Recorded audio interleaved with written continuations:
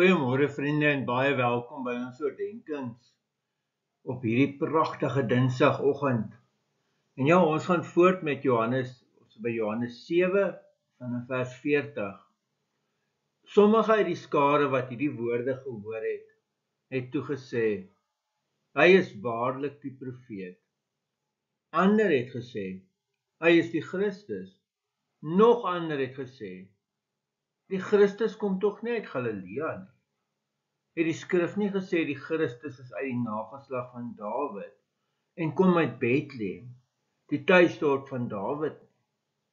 Daar het toe verdeeldheid onder die skare gekom en sommige van hulle wou hom arresteer, maar niemand het 'n hand op hom gelê nie. Geliefdes, ons lees tot sover. Hier sien ons so duidelik, soos baie ander plekke ook in die Bybel, dat daar absolute verdeeldheid oor Jesus is. Vandat Jesus begin in die openbaar optree tot vandag toe nog, is daar absolute verdeeldheid oor Jesus. Dit moet u weet.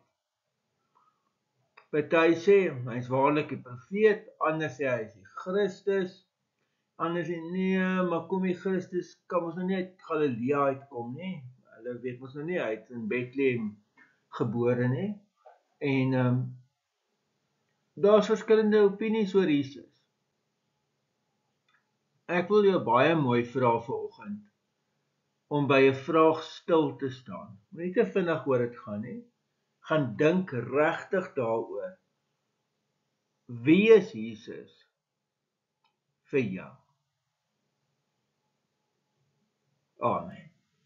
Here almagtige God, baie dankie vir hierdie pragtige teks.